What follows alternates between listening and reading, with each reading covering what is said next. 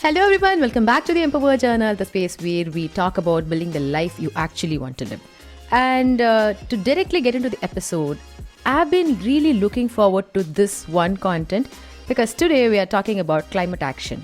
Yes, definitely not the global summits or TED Talks, but most importantly, it's not the version that feels out of reach, but because of how it redefines it.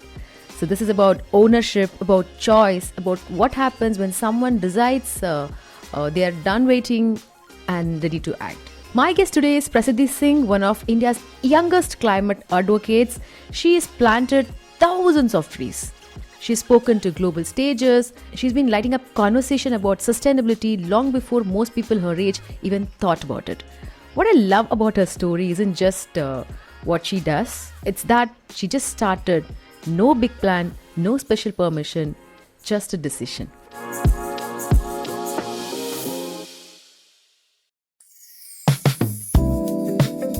Prasiddhi, so glad you are here. Welcome to the Empower Journal. It is wonderful to be over here. Thank you so much for inviting me. Lovely, Prasiddhi. So I want to go right back to the beginning with you because I think the origin story here is everything.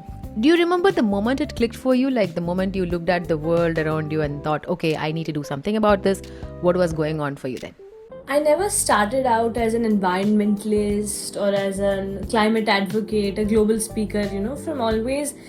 It has been about being this nature lover, this young person who admires the beauty of Mother Nature from a very, very young age. I'm still young, only 13. But from always, even before I could walk or talk, admiring the rustling of bees, the buzzing of seas, looking at them, learning from them. But at the age of 4, in 2016, when Varda cyclone hit the shore of Tamil Nadu, where I live, Chengalpattu, Tamil Nadu, treating trees like my friends, looking at them getting uprooted, the road flooded. And I was only 4 years old. So when I saw that, I was so disheartened. But instead of crying, instead of being angry about that, I saw that how can I find potential in this to do something new, to make a difference, to help give back to Mother Earth, to help give back to my tree friends. And just with that simple idea, I started participating in tree plantation drives, going in these different drives, learning from experts, learning from villagers about traditional techniques, and simply getting the experience, whether it is about indigenous tree plantation, planting native trees, doing it myself also, constantly learning the importance of doing polyculture, how to build my own nursery. And at the age of 6, after doing this for 2 good years, I said to myself that I want to create my own forest, because the tree plantation drive, which was being done by the government and the corporates together, was concluding. It was a restoration drive after Varda cyclone, and I was sad, so I said I'll create my own tree plantation and do my own forest. And that's when I took this ambitious goal at the age of 6 to plant 1 lakh trees. And this person comes up to me and says, Prasiddhi, do you even know how many zeros are there in 1 lakh in 100,000 that you want to plant so many trees? Everyone knew me. I came regularly. I told there are 2 in 100, 3 in 1,000, 4 in 10,000, 5 in 1 lakh. And I know you think I am small, but I believe in my potential. And the way a small candle can light up the room, the same way I will light up Mother Earth as well. I love that, Prasiddhi. I'm seriously fallen in love with this backstory. So, how did your family react when they realized this wasn't just a phase? The best thing I'll say about my parents has always been that they never said no. Rather, I'll say they always said yes, and they let me connect with nature. They never pulled me away by giving me a screen or by sending me off to some class or tuition.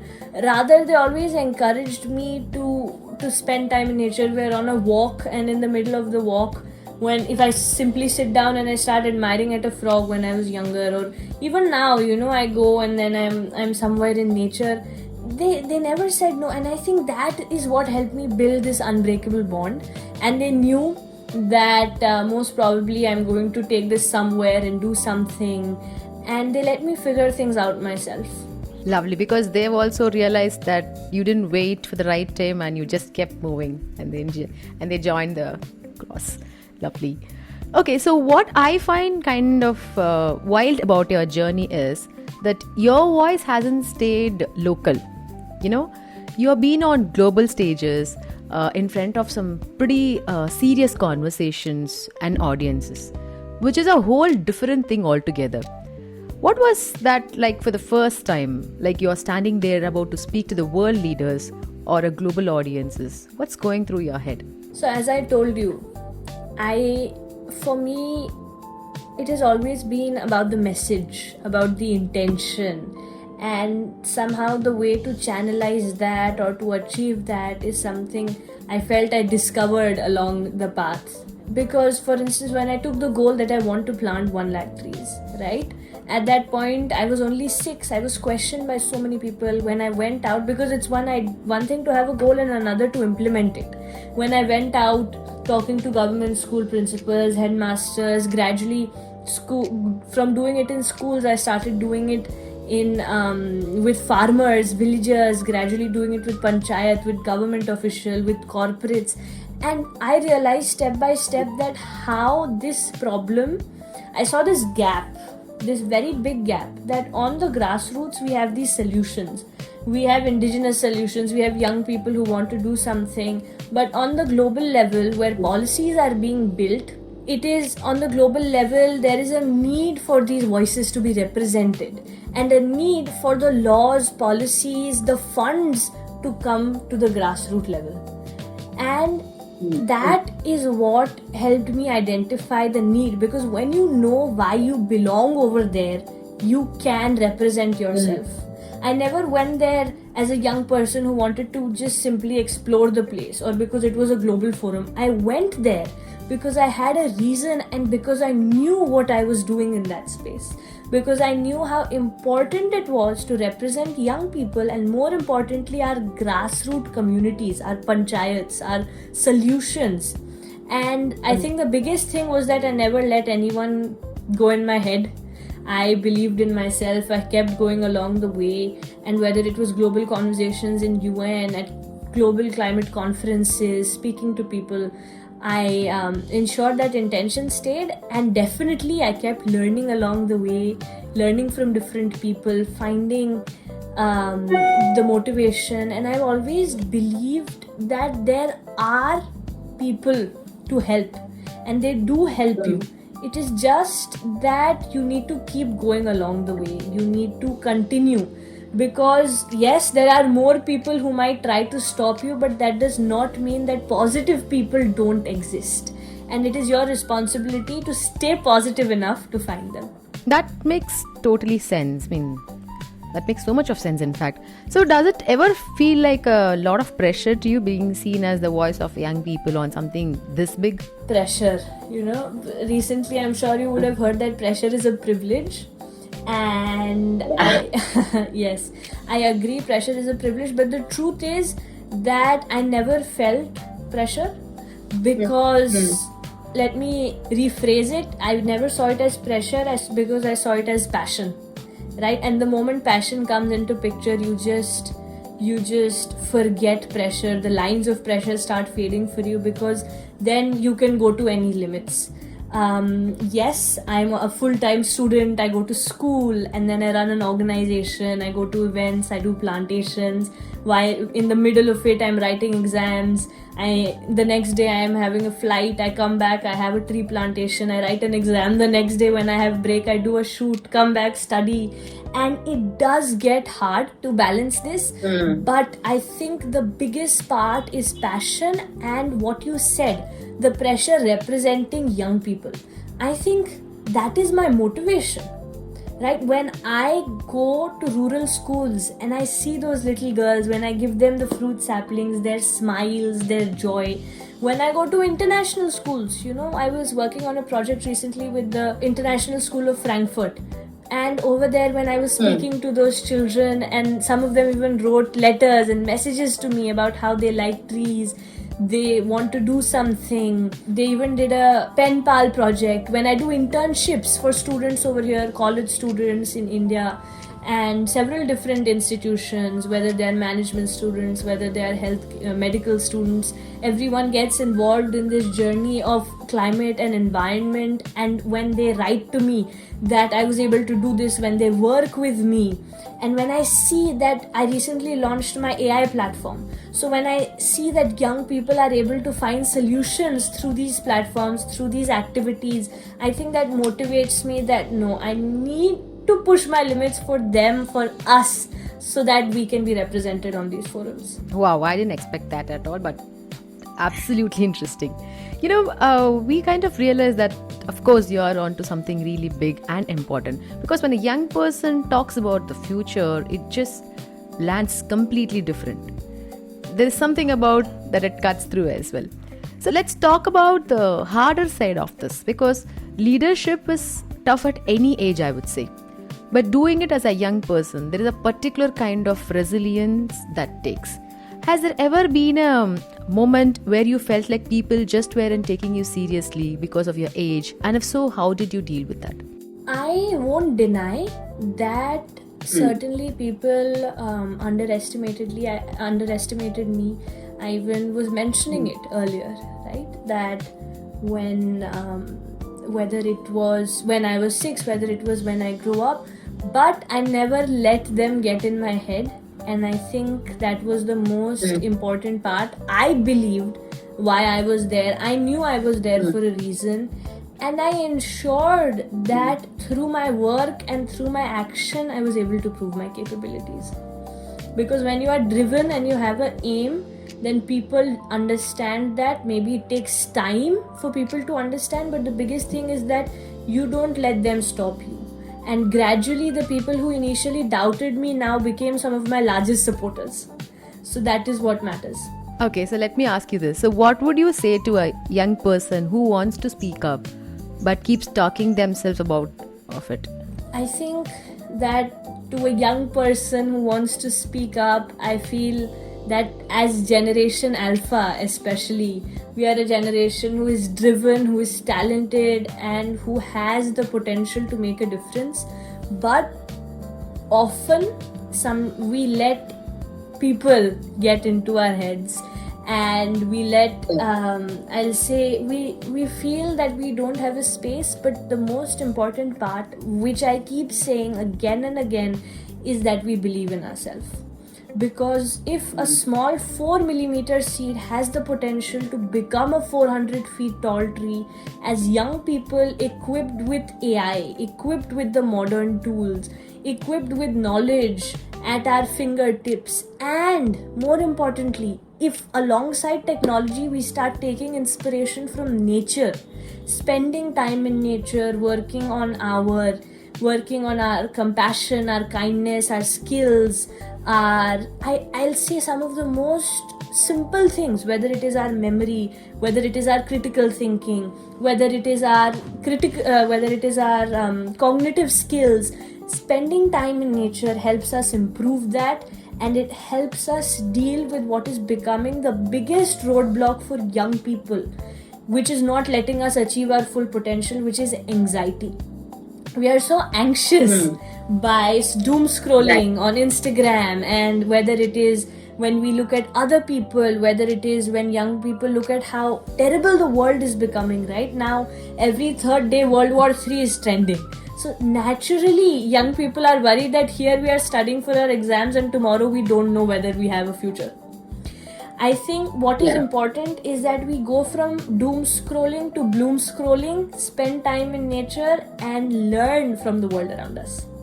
Amazing. There is a lot of strength in what you just said. Really, that's going to mean a lot to so many people listening right now, and I really mean that. So one of the things I really wanted to ask you is about what happens when you bring other young people into this, because a movement only grows when more voices shows up, right? So when you're actually sitting with other students or school kids, what do you tell them? Where do you even tell them to start? I would really like to point out what you said, which is so rightly mentioned, that change begins with one, but it grows through the entire generation.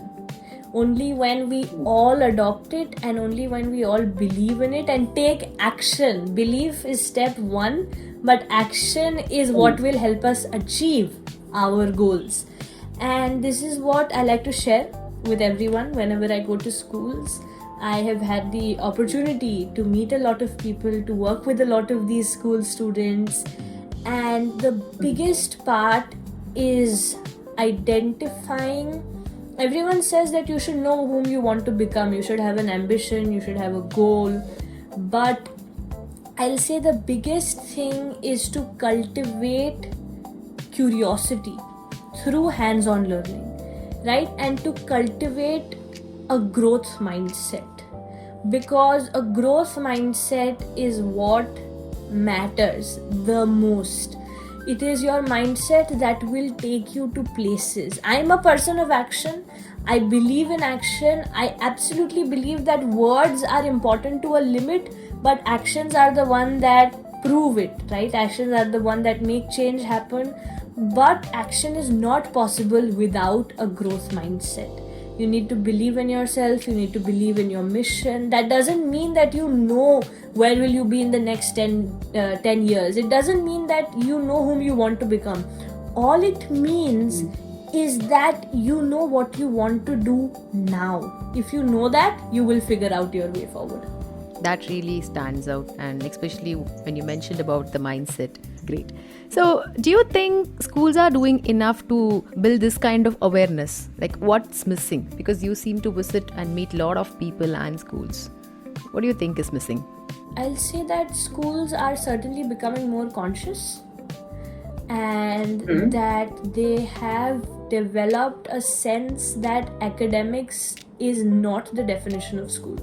School is this place for learning, place for joy, place for exploration, place for friendships, and a place to learn and make mistakes. You know, if I were to define schools, I would say the place to make mistakes, because it is this safe space where you have teachers to guide you, friends to help you, peers to support you, parents to stand with you, and you have everything. So why aren't you making mistakes? You know, I think often sometimes just one small thing that happens is that you are told that you need to get 100% in your exams, or that you, whether it is sports, you need to win this match, you need to become the best. You don't need to. The whole point of going to school is before you get into real life, you make mistakes, right? As a young person, I think I am proud about the fact that I have the opportunity to make mistakes. Experience And that is why I do whatever I want to do, right? I took the goal of planting 1 lakh trees.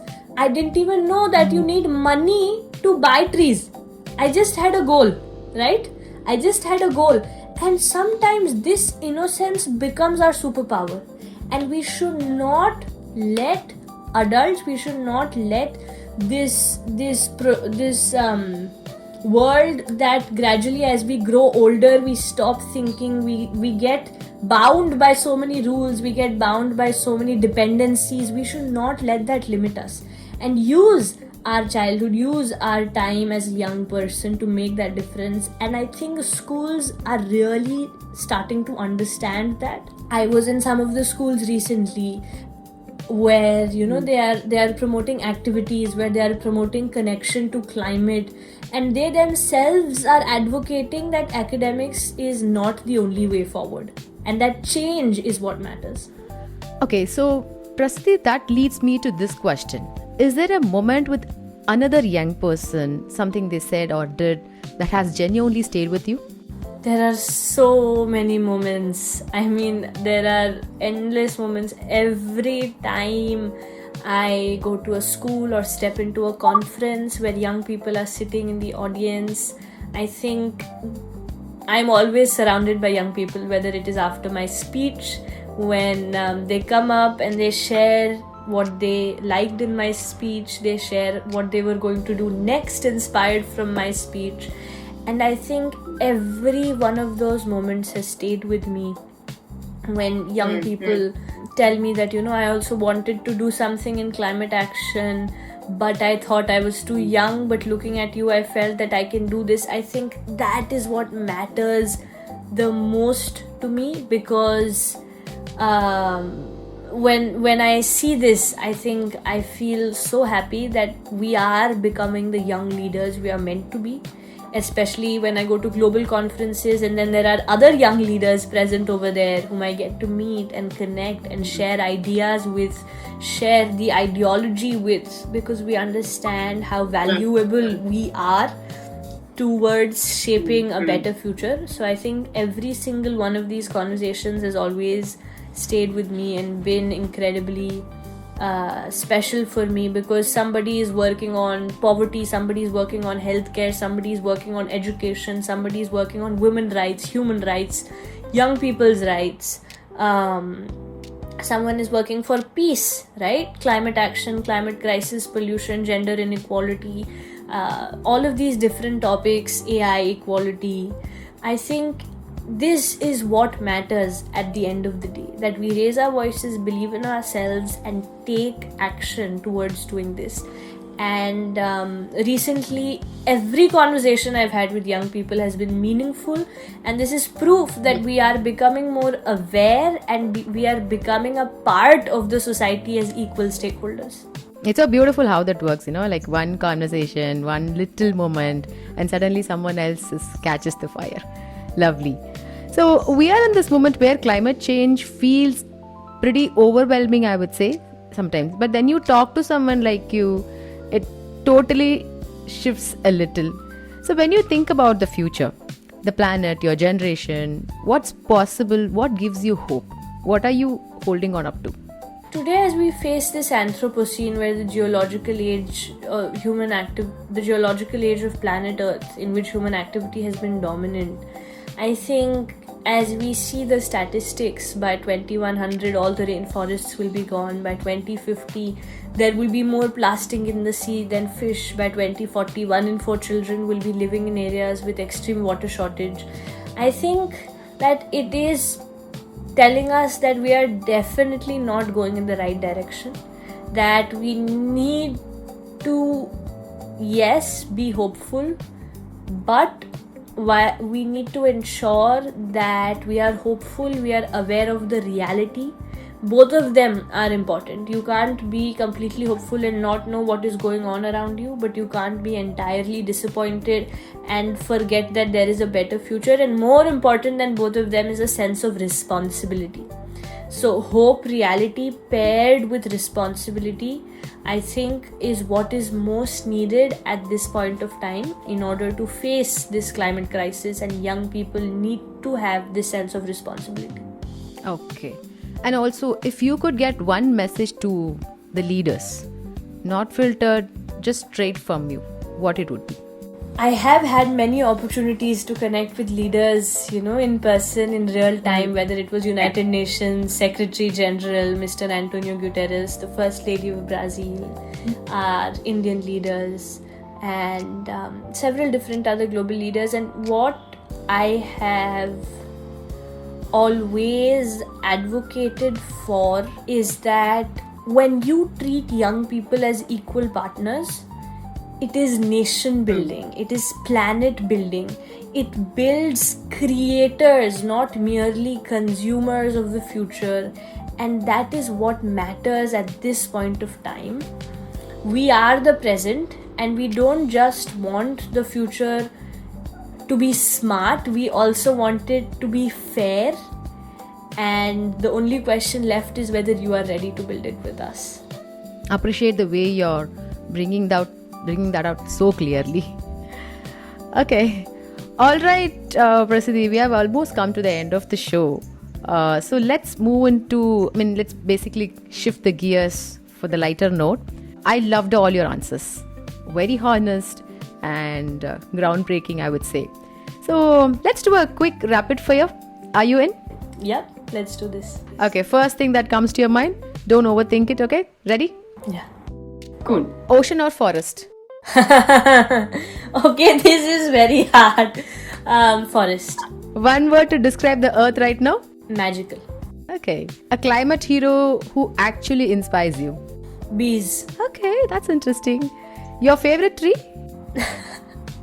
Okay, I'm making it harder. Banyan. Banyan tree. Okay. So you have planted more banyan. Can I take it that way? I have planted banyans near reserve forests, especially as part of my special projects to restore our forests. One habit everyone should pick up to help the planet? Kindness. Okay. A place in nature where you feel completely at peace. Everywhere in nature. And here's the last one. One thing you would say to every student listening right now? The time is now. Brilliant. Prasiddhi, this has been such a good conversation, Thank you so much. I think I keep coming back to this idea that you don't need to be older or more important or have some big platform before you start. You just start. And your story is living proof of that, I would say. Thank you so much. Any message that you want to leave? I'll just leave by saying dream high, higher than the sky, think deep, deeper than the ocean, and act like trees, bees, and seas. Oh, wow. So before we go, where can our listeners find you and keep up the work you're doing? You can find me on LinkedIn with Prasiddhi Singh. You can find me on Instagram, prasiddhi.official. I have an incredible community on both of these. And otherwise, you can write to me through the website prasiddhiforest.org. You can go on the website thegreenpillar.com and email me, write to me, connect with me, collaborate with me. Sure. To everyone listening, if something in this episode landed for you, share it. Send it to a student, teacher, a friend who needs to hear it. Young people are not just leaders of tomorrow.